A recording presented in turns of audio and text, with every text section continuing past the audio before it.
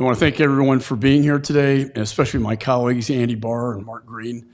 And thank all of you for being here virtually.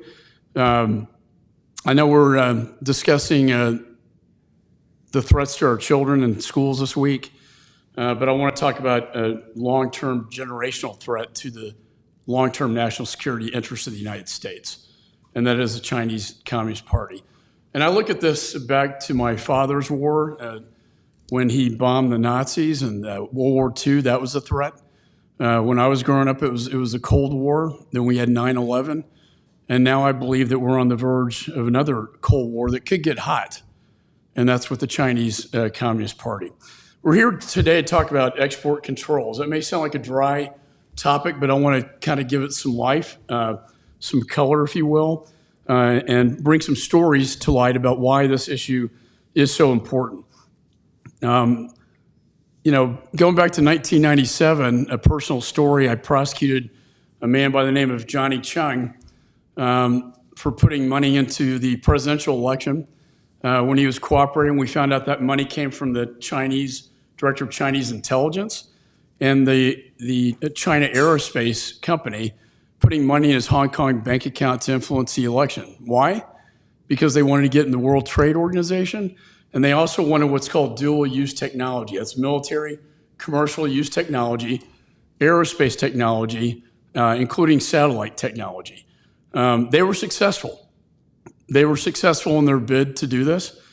And since 1997, they've come a long ways in terms of sophistication moving forward. And that's what I want to bring everyone up to speed on. What we didn't give them back in the 90s, they stole through intellectual property theft and the trillions of dollars. And now we are literally selling them the very technologies that President Xi is now putting into his wartime apparatus. A good example of that is the hypersonic missile, a missile that went around the world and landed with precision that could attach a nuclear warhead to. They got that technology. They didn't invent that technology. That technology was basically born on the backbone of American technology, and we sold it to them.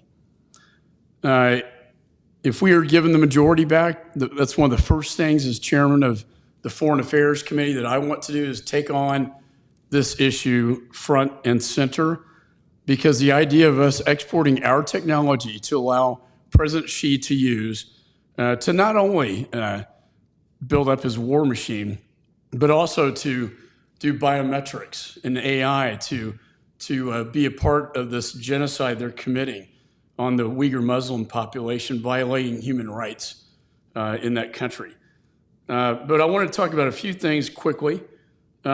People say, why is Ukraine important? Why is Taiwan important? 90% of the advanced semiconductor chips are manufactured in Taiwan. Taiwan is very vulnerable right now as President Xi, just like Putin looked at Ukraine, not a question of if, but when, Xi is looking at Taiwan in the same manner. If they get access to 90% of the advanced semiconductor manufacturing in the world, that will put all of us at grave risk. Semiconductor chips are in everything from your iPhone to most advanced weapon systems we have. That's why I introduced the Chips for America Act. I hope we can get that passed this year to bring manufacturing to the United States and jobs in the economy, but also better protect our national security. And since the introduction of the bill, we've seen companies like Samsung in my district make an almost $20 billion investment. Companies like Intel, $20 billion, and Micron's looking at $100 billion in the United States. That's where we need to be going, moving forward in this country. The U.S. export control laws are within the jurisdiction of the Foreign Affairs Committee. There is an office at the Commerce Department called the Bureau of Industry and Security that we have jurisdiction over.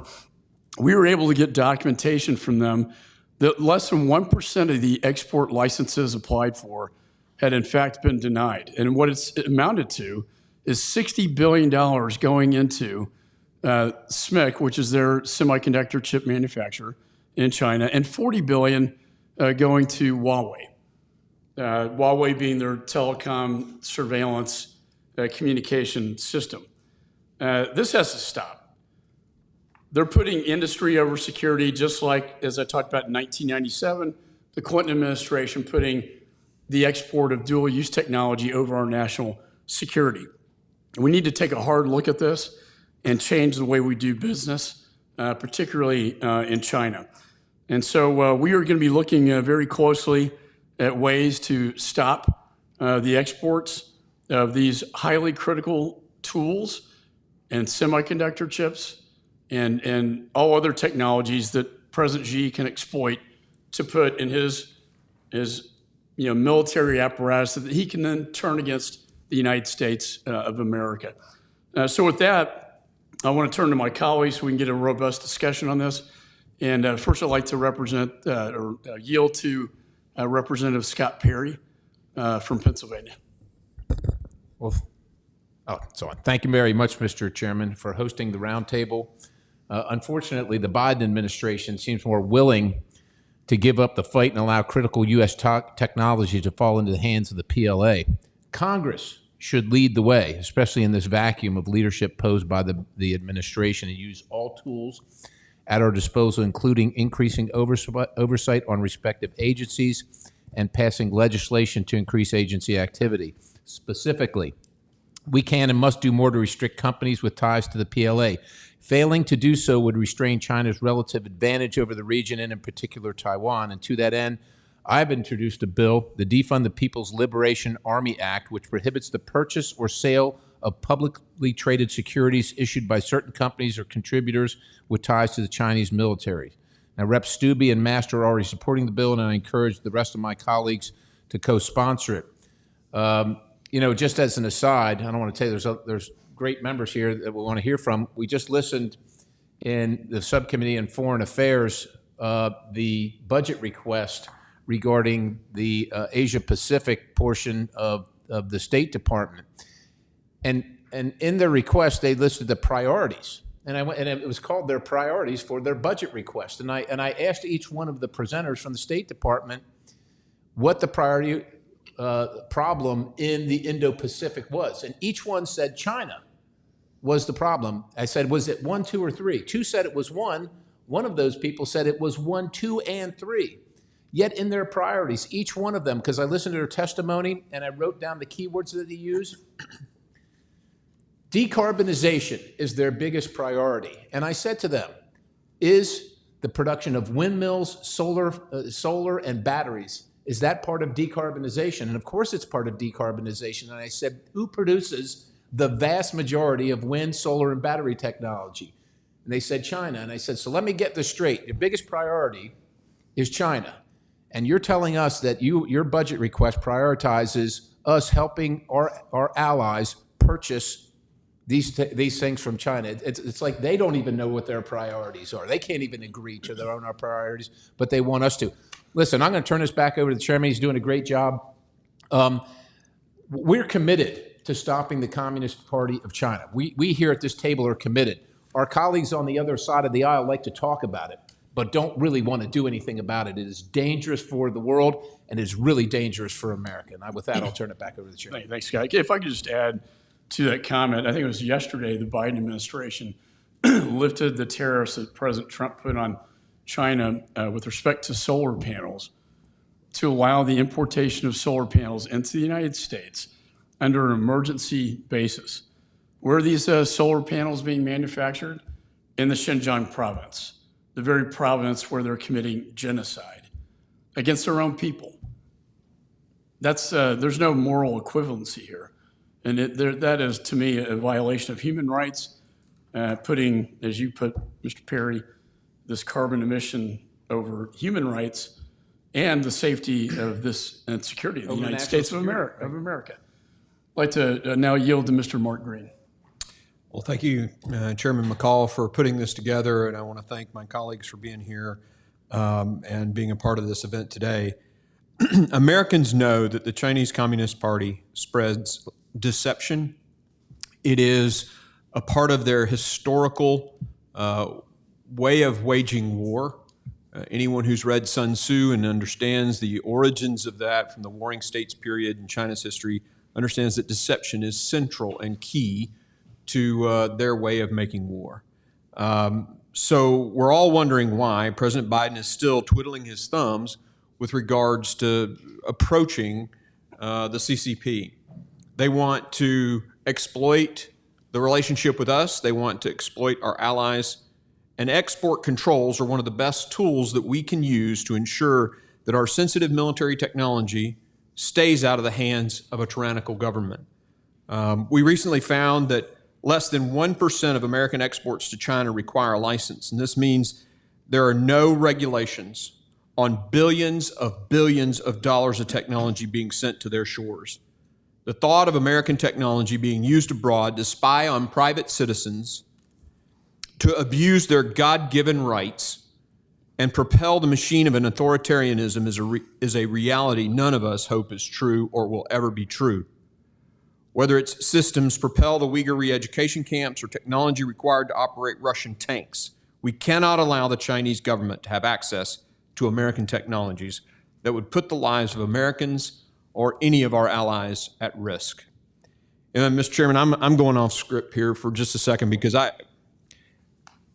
when I went to war in 2003, our nation went to war in 2001, but I got to the fight in 2003. The overmatch between us and our enemies was unprecedented, and we were able to achieve a victory and save a lot of American lives. But because of this theft of American military technology, whether it's the F-35, our submarines, whether it's the Chinese Communist Party tapping into the U.S. military's personnel command, go Google it, it happened. We're not in overmatch. I'm fortunate, one of the few Republicans who sits on the House Armed Services Committee and the Foreign Affairs Committee. And our overmatch is waning with regards to the Chinese. That means American sons and daughters will go to war with an enemy that's a near peer. Why? Because we have allowed the Chinese Communist Party to steal our technology. And it is the export controls that have failed us. And it is now this president who refuses to do anything about it. And now he wants to lift the tariffs. Now he wants to buy solar panels using the defense authorization. Yeah. It is insane, absolutely insane. And please, Mr. President, think about America's sons and daughters who will go to war to defend our nation against an enemy that is a near peer because this technology is being leaked and stolen by the Chinese Communist Party. You don't need any more examples. Let's stop it today. Well said. Well said. Next, we have Representative Andy Barr, who also sits on the Financial Services Committee and House Foreign Affairs and has done a lot of work on cash flows into China. Thank you, Mr. Chairman. Thanks for your leadership on the task force. Thanks to my colleagues who have framed the challenge well. Let me put another point on framing of the problem. The industrial policy of the People's Republic of China, of the Chinese Communist Party, is one of unfair trade practices. It is one of theft of intellectual property, the forced transfer of technology. And in this sense, and Congressman Green pointed this out, I think, very, very persuasively, that the competition we face from China militarily is intertwined with the economic competition that we face from the People's Republic of China. And export controls and the transfer of technology is part and parcel of China's very deliberate strategy to gain military superiority over the United States through their military civil fusion program. And what China refers to as the Made in China 2025 initiative is precisely their deliberate strategy to gain economic, commercial, and military superiority over their Western adversaries, and most prominently the United States. And why is this strategy something that we need to focus on? Because in many senses, it's working. Because for the last number of years, China has actually gained significant ground in their technological capabilities that are used for military and surveillance purposes precisely because they've stolen that technology, and in some cases voluntarily received that technology through the absence of an effective U.S. export control regime. Export controls are our most effective tool to keep U.S. technology out of surveillance systems that help imprison people based on race and religion in mainland China, and out of the missile systems aimed at our allies and homeland. But as my colleagues pointed out, less than 1% of all U.S. exports to China even need a license, and essentially all licenses for exports are approved. Just to clarify that and to explain that in dollar terms, of the $106.6 billion in total U.S. exports to China in 2019, $104.7 billion required no license whatsoever, while $1.7 billion in trade required a license. A full $1.2 billion was totally exempted from the license requirement. That is a very weak export control regime. Now, a few years ago, under the Trump administration and a Republican Congress, we passed two important pieces of legislation to close loopholes in the way technology is transferred. One was malign inbound investment, and we use what's called the CFIUS multi-agency process to control malign inbound investment. That's the Committee on Foreign Investment in the United States. We updated that process, closed various loopholes in a bill called FIRMA. That dealt with some of the real estate transactions that were happening. It dealt with joint ventures, and it also closed a loophole with minority investments in companies where CFIUS wasn't reviewing minority interest acquisitions, but were nevertheless a vehicle for technology transfer. We closed those loopholes in FIRMA. We also passed a bill called the Export Control Reform Act. The ECRA Act was in the Foreign Affairs Committee jurisdiction. CFIUS reform, FIRMA, was in the Financial Services Committee jurisdiction. But this export control reform legislation was an important step forward in modernizing our export control regime. The problem is that the Department of Commerce is not implementing nearly fast enough the requirements of that important law. So this raises serious concerns that the U.S. government is overly liberal in approving licenses and is prioritizing profits of private corporations over U.S. national security.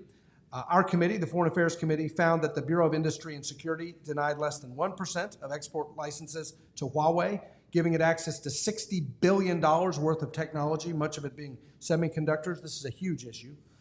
And protecting critical technologies is vital to U.S. national security and economic competitiveness. This Made in China 2025 initiative is intended to create competitive advantages for China in strategic industries like advanced manufacturing, like aerospace, like artificial intelligence, information technology, new materials, robotics, semiconductors. These are cutting-edge areas that are putting us at a strategic and competitive disadvantage. And these technologies are being diverted. They're being diverted in ways that threaten our national security and our foreign policy interests. They support China's weapon systems, and they hollow out the U.S. industrial base. And as I said before, in the implementation of the ECRA law, the Department of Commerce is falling behind in making sure China does not take advantage of American technology. The legislation required the Department of Commerce to define a list of emerging and foundational technologies that is a critical part of implementing both the Foreign Investment Risk Review Modernization Act, FIRMA, and the Export Control Reform Act, ECRA. Since these acts became law in 2018, there has been a significant delay in forming this list, along with a lack of clarity on the process and methodology. This is on the current administration, the fact that they have not moved forward with what the law requires. This list would support the development of new controls directed by these two acts and identify additional national security risks not covered by pre-existing control lists. In drafting ECRA, Congress entrusted the Department of Commerce with implementing its intent for strengthening U.S. export control laws, but the Department of Commerce to date under the Biden administration has failed to carry out its responsibilities. Lack of clarity from the Department of Commerce on what constitutes emerging and foundational technologies impedes the ability of CFIUS and the BIS to fulfill its responsibilities. The years-long delay in developing these definitions will exacerbate national security lists. By law, a list of technologies defined as emerging and foundational triggers mandatory filings on certain transactions, drawing CFIUS scrutiny to higher-risk transactions. In the absence of the complete list, CFIUS continues to operate without this additional guidance and may be constrained in its ability to screen transactions. The bottom line is this: Congress has actually done some important work already in this area. But now is the time for the administration to actually implement the law, and they have not done it. So yes, Congress needs to continue to look at this issue, but the administration has the tools, they have the authority, they just haven't done it. And this is directly jeopardizing our national security and putting our country's national security at grave risk.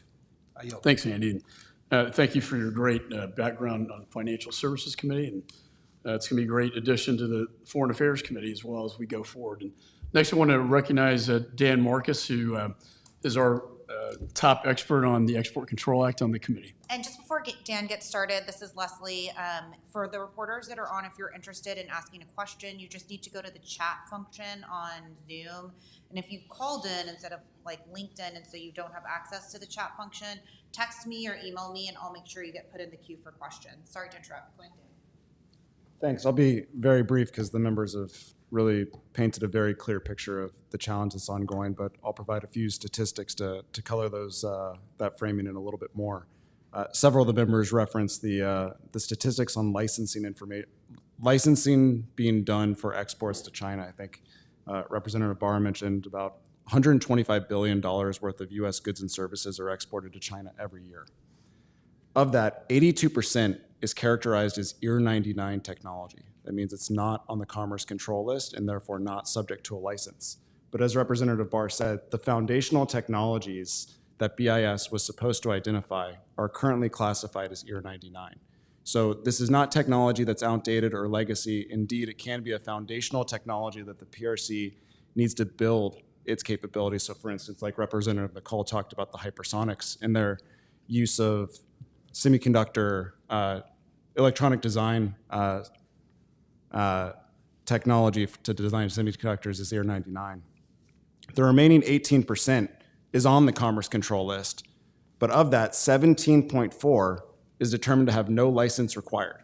So we can have a controlled technology where a company goes into BIS, asks for a license, and BIS says, actually, you don't even need to apply for a license. You can just go send that to China. The remaining 0.5%, there's an exemption that says, even though you want to send that to China for X, Y, or Z reasons, you don't actually have to tell us, and you can go send that to China. So only 0.5% of exports actually get a license. And what that means is the US government only has visibility into 0.5% of our exports. 99.5% of our exports, we have no idea, no visibility into what we're actually sending to a country that's committing genocide and a country that's militarily aggressive to the United States and our partners and allies. Even when we put a company on the entity list, as many of the members found, less than 1% are actually denied. Now, what's important to understand here is that these applicants are supposed to overcome a presumption of denial. The BIS processing agent is supposed to presume that any license that comes before them, they will deny. And despite that, still 1% of licenses are denied. There's still challenges with the entity list itself. Chinese companies like Huawei get put on the entity list. They spin off companies like Honor to create a new legal entity that BIS no longer has restrictions on. So the Chinese can't get it when they're part of Huawei. So the government buys the company, sets up a new legal entity, and they have access to the technology. And the Chinese talk about this as a method for getting around US export control laws. So we have companies like YMTC that are reportedly violating our export control laws, but continue to have unrestricted access to US technology. The same goes for Seagate, who's also been alleged to have violated export controls with respect to Huawei. Part of this whole process is the BIS has a significant amount of power when it makes decisions. So there's something called the operating committee. When a license comes into BIS and the agencies don't have agreement, it goes to the operating committee that's composed of the Bureau of Industry and Security, the Department of Defense, the Department of Energy, and the Department of State. They can look at the license, and all the agencies can give an advisory opinion on whether a license should be approved or denied. If the Department of Defense, State, and Energy all recommend to the Department of Commerce that a license be denied, the Department of Commerce can still choose to grant that license. So they have complete power to overcome national security threats to facilitate commerce. A couple other points that I would point out. Part of the export control system is being able to do pre-license checks and end-use checks. So if a US company is sending a surveillance technology to China, it would be expected that we would conduct a pre-license check of the Chinese company, make sure that it actually exists, and then do an end-use check on a regular basis to make sure that that technology is being used according to how the application has been written. Currently, BIS is unable to do any end-use checks in the PRC because the PRC government doesn't allow it. We only have 9 export enforcement officers around the world, 2 of them in China. The amount of exports that go to China or globally, we simply don't have the bodies to actually do end-use checks to make sure that these technologies are not going to bad purposes. And this is especially important when we consider the export controls that we put on Russia and the attempts by the Chinese potentially to circumvent those export controls. We have no ability to actually enforce those export controls in the PRC because we can't actually do end-use checks to make sure that Chinese companies are abiding by what our laws are. The final thing that I would mention here is the use of the foreign direct product rule.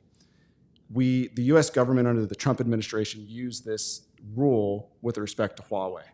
And what this said is if Huawei is designing a license in the PRC and sends that design to Taiwan, to TSMC, to make that design, if TSMC uses a piece of US equipment in that facility to make that chip to send it to Huawei, it then comes under a US export licensing regime, and we have the ability to then restrict that license. And we did that to great success. And we crippled Huawei's ability to roll out 5G because they are no longer able to access those chips. At present, that's the only Chinese company that I'm aware of that we've used that tool against, even though there's companies like Fidium that, as Representative McCaul was mentioning, was responsible for designing the chips that were going into the supercomputers that were part of the Chinese hypersonic system. So we have the tools that exist to put very tight restrictions on the PRC's access to the supply chain, but we continue not to use them. And with that, I'll leave it there and open it up. Let me just say in summary, the Competes Act passed, we call it the Non-Competes Act. It had nothing on this subject matter. How are we going to compete against China if we don't address this very important issue of us exporting our technology that they then use to build their military apparatus? Things are going to change. We see a wave coming, and this committee is going to do its responsibility that has not been done for quite some time. The Bureau of Industry and Security puts too much emphasis on industry and very little, if nothing, on security. And that has to change. The 100-year marathon, as they call it, is for military and global domination. If we don't change these things today, I'm concerned that my kids' generation are going to lose that 100-year marathon. And so with that, I'd love to turn it over for any questions that we may have. Thank you for joining today's roundtable. As a reminder, if you have a question, please chat the moderator directly so that you can be added to the queue. The first question comes from Kelly Lako. Kelly, you will be unmuted in just one moment here. Thank you for your patience.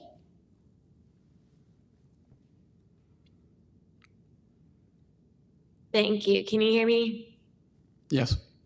Okay, great. Thank you so much for taking the time today, Congressman. My question is for Ranking Member McCaul, and I'm with Fox News Digital. We spoke with the president of Colombia last week, who said that the United States is far behind China in investing in Latin American strategic infrastructure.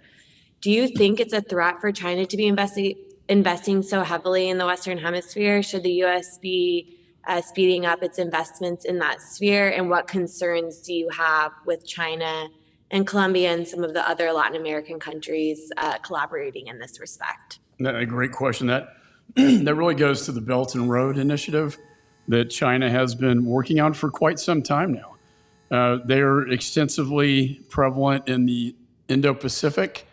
They literally bought the Solomon Islands that my dad's generation liberated and signed a security agreement. If that doesn't get you a little nervous, I don't know what would.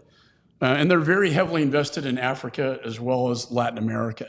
20 African nations abstained from the UN Security Council resolution on Russia and Ukraine. Why? Because they're in debt to China, and China bought their votes. They run these debt traps. They rape their rare earth minerals and send them to Xinjiang to make the batteries and solar panels. And then they eventually take over the country in a debt default, and usually taking a port or a military base in the process. We're seeing this over and over. And then, as you point out in Colombia, they are surrounded now by China. China's invested heavily in Latin America using the same apparatus. The Congos, where they take the lithium and cobalt in Africa, they also take in Latin America a great deal of lithium and cobalt and ship it to the Xinjiang province. If we're not on the field, you can't win a game, can't win a contest if you're not on the field. And for too long, the United States has not been on the field against China to compete. And we need more private investment, as you point out, in Colombia. They are an ally surrounded in a bad neighborhood. You got Venezuela, Nicaragua, Cuba, not to mention we got 15,000 migrants coming from those three countries to protest the Summit of America in Los Angeles, while AMLO in Mexico is allowing them to come through as he boycotts the Summit of America because he's with Nicaragua and Venezuela and Cuba. We need to wake up. This is in our own backyard, and this unholy alliance that Xi made with Putin is also an unholy alliance in our own backyard. And not to mention the debt trap. They get the money, a lot of it from the World Bank, who still recognizes China as a developing nation, which they're not. They're the number 2 economic superpower. And then they turn around and then loan that money usuriously to these host countries, taking advantage of them, getting them into a debt trap. That needs to stop as well. We got to stop funding this Belt and Road Initiative. And finally, I want to turn over to Mr. Green, who's a ranking on the Western Hemisphere. But the Development Finance Corporation has been wholly inadequate, has not lived up to the mission statement that we in Congress gave them, and that is to compete with China. In fact, the director, I heard him at the Milken Institute say, things are going a little slow, and we just can't compete dollar for dollar with Belt and Road Initiative. That's the whole reason we created the Development Finance Corporation. And they also won't invest in fossil fuel development. They won't invest in, say in Romania, these small modular nuclear reactors that have 0 carbon emissions. Why? Because it's nuclear.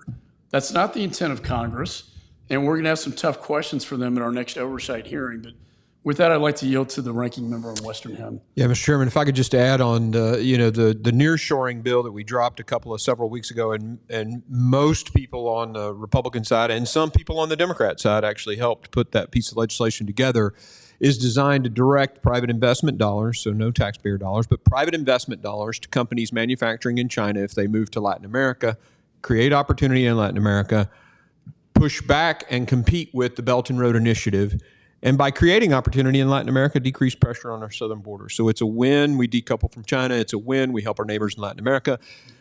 We push back on Belt and Road, and it's a win. And it affects the push factors of migration, compelling people to come to the United States. So this is a great bill. I think you should look at it. And if you have any questions, you can contact our office. No, Mr. Perry. Thanks, Mr. Chairman. As the grandson of Colombian immigrants, of course we're very concerned. We're very concerned with any time the Communist Party is operating within our hemisphere. And look, the chairman's done a great job at identifying these export controls at somewhere between 98 and 99.5% of everything going through without a license.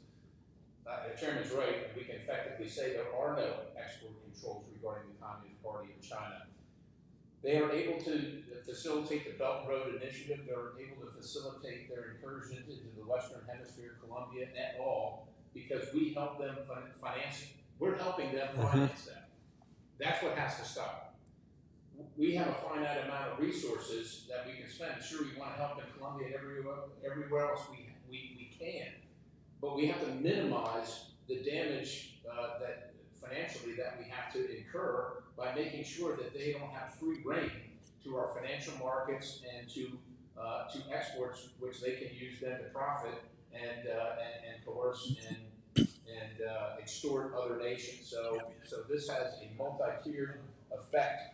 And we're right to be in the fight. We have to be in the fight on this. Thank you. Thank you, Scott. Any other questions? Hi, yes, I've got one here. Sorry. Mr. Barr, this is for you. We have spent a lot of time talking about stopping the flow of technology to China, but we are also very concerned about the flow of U.S. capital there. So can you discuss some of the work that's been done and what more might be needed from the administration or from Congress to stop U.S. capital flow into China? It's an important focus of the China Task Force and an important focus of the Financial Services Committee in addition to the House Foreign Affairs Committee.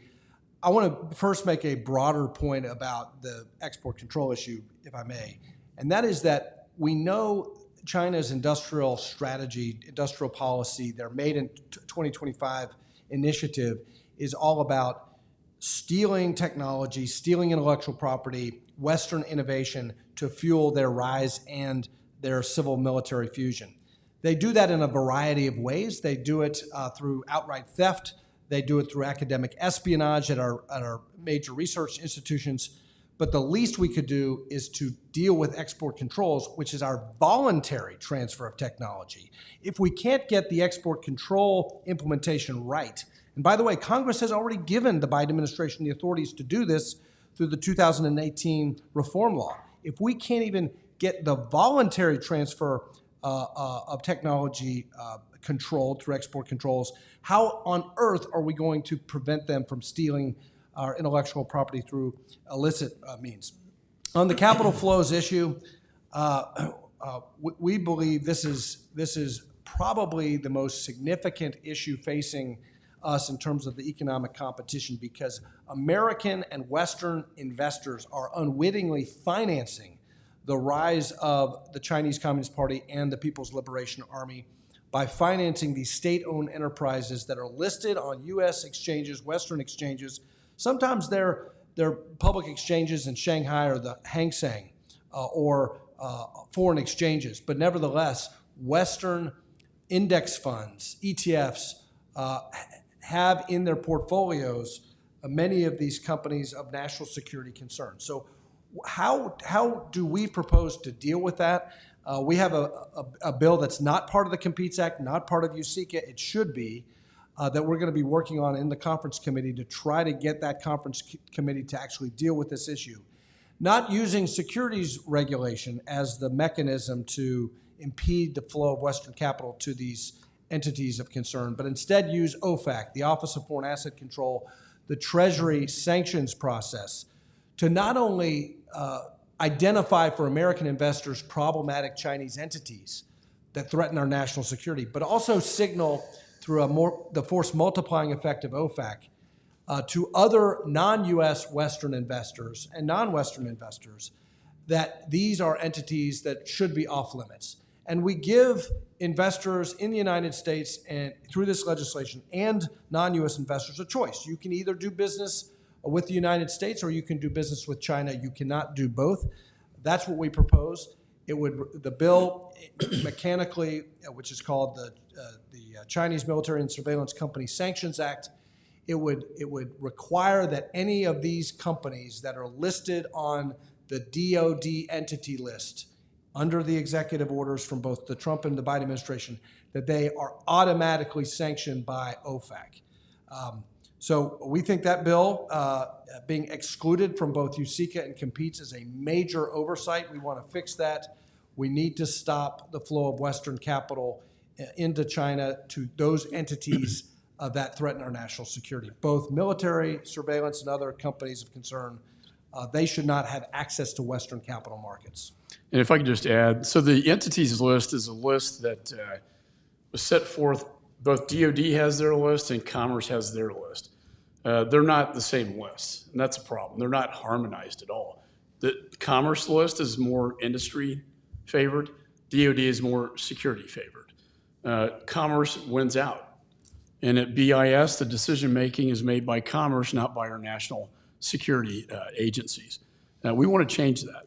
And I think we have to harmonize these two lists so that it stops outbound capital flows and technologies that would go to the more security list, and that would be the Department of Defense.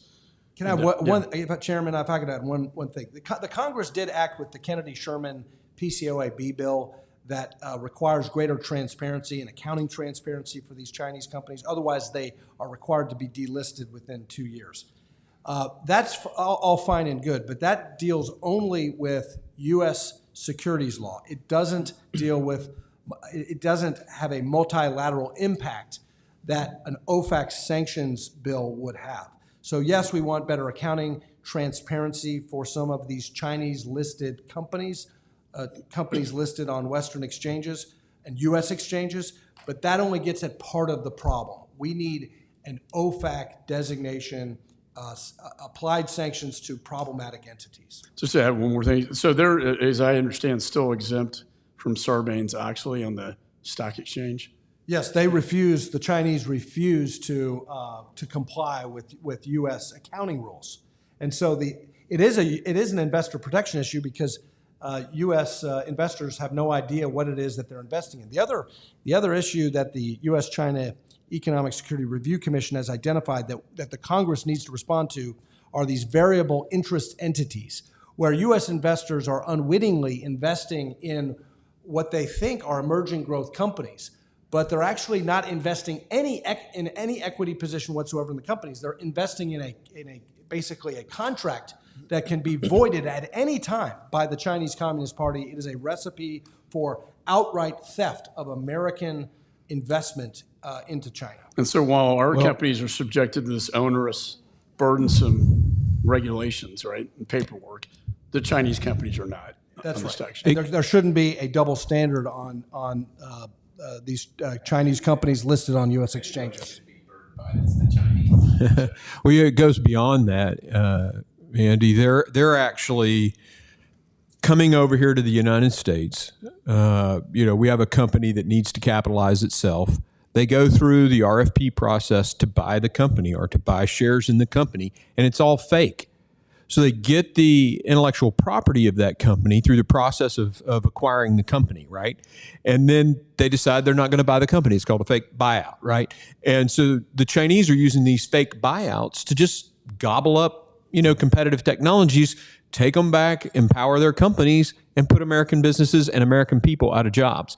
It goes beyond just the national security piece. There's an economic piece to this that's enormous. And of course, when you think of having a national security or your ability to defend yourself, it requires that GDP to be able to have a projection power capability. So economic warfare impacts your national security. And so it goes beyond that. I mean, they're actually going out there in the marketplace, looking like they're buying companies, but they're really not. They're just stealing technology. And just to add, on the currency, the digital yuan, that's their digital currency. They have their own central bank digital currency.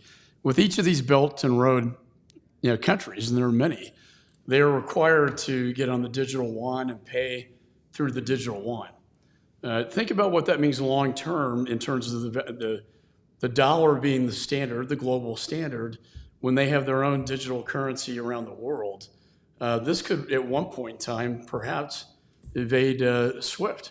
Right. If we're looking at a model of sanctions against China, this is a model that they're looking at in the future to evade sanctions, including SWIFT, that we've actually done an okay job with Russia. I think we should have exempted energy. It took a little while, right, Mr. Chairman? It took a little long. We're banging on it for a long time, and the weapons. But what is your take on that? Well, the no doubt that China is ahead of the United States in the development of a central bank digital currency and the digital yuan renminbi. But it's clear what China wants to do with that. It's not only challenge. It's not only to challenge the dollar's dominance as the world's reserve currency. It's also used as part of their social credit system and as a surveillance technology. They want to get rid of paper currency, fiat currency. They want a digital currency so that they can monitor and surveil the transactions of all of their citizens. And to the extent they are able to export the digital yuan to other foreign countries, they seek to surveil non-Chinese individuals' transactions. This has major national security implications, but it is a brave new world of surveillance totalitarianism that we need to guard against. And I would just warn those Americans and officials at the Federal Reserve and Treasury who think that the way we compete with China is to become more like China. I disagree. We should not become a surveillance state with our own central bank digital currency. The way we protect the dollar's dominance is a well-regulated stablecoin based on the US dollar, as opposed to empowering the Federal Reserve with some of the powers that the Chinese Communist Party are asserting for themselves. Excellent point. Any other questions? Our next question comes from Stephen Nellis with Reuters. Stephen, your line is now open. Hello, gentlemen. Can you hear me? Yes. Excellent. Thank you for taking the time to take my question. This is for Congressman McCaul. I wanted to ask how close you feel we are to any sort of outbound investment ban actually being enacted, and then also for your thoughts on what kind of transactions should be included, beyond traditional things like equity investments. And in particular, curious if you have any thoughts on whether commercial transactions that involve or could involve the transfer of know-how, such as, buying advanced tools for a manufacturing partner in China, et cetera, should also be included in that, as well as more standard things like equity investments. Well, yeah, thanks for that question. Under the Trump administration, and Scott and I worked to build visibility on this issue. The Thrift Savings Plan, which is our retirement system, actually had investments in China. So imagine our federal retirement system investing in China, which then went into their military civil fusion program. We stopped that under the prior administration. To answer your question, when we take back the majority, because right now there's no appetite in this Congress to do any of the things that we've been talking about, especially export control. And that's borne out by the fact that when the so-called Competes Act passed, there wasn't one provision dealing with export control to stop capital flows outbound or technologies from going into China that they've used to, say, put in the hypersonics. So this is going to be a big agenda item for the Foreign Affairs Committee, with a lot of this under our jurisdiction, including Commerce's Bureau of Industry and Security. But we have to get the gavel to pass. But assuming we do, I think everyone on our side of the aisle is fully prepared to move forward in this direction. I don't know, Dan, do you have any comments? Yeah. I have one more. Sorry, this is Leslie. I've got one more in. The question is, it's kind of long, but it's asking about the theft of U.S. research. I know that, Mr. Perry, this is something you've been kind of really focused on. We've been talking about tech and capital flow, but also how can we better safeguard U.S. research? Well, one of the most simple ways I think that we can do it, and that most Americans and quite honestly most people across the world understand, is reciprocity. There's absolutely no reason why the United States should be allowing China to export all their student population to the United States to work in our research facilities and universities, and then take all that stuff back home, whether it's sanctioned or otherwise. So we should literally just treat China in that regard like they treat us. They're not inviting us to go over there, and we shouldn't be inviting them to come here. I know universities are probably loath to hear that and think about it, but sooner or later we have to get serious about this, and that's what, at least having a discussion about it is what that means. Scott, good point. And if I could just add one other thing. A lot of the major U.S. universities, research institutions, they want to comply with the law. They want to detect and prevent academic espionage, obviously including from their foreign researchers on guest visas. But they need help. They don't have the expertise to identify. They don't have the intelligence, frankly, to identify who is friendly and who is not. And so I think this is not a non-controversial point, but I think there ought to be consideration given to bolstering the Office of Private Sector at the FBI. American universities and colleges are asking for additional help from the intelligence community, from the FBI, to identify threats before they materialize.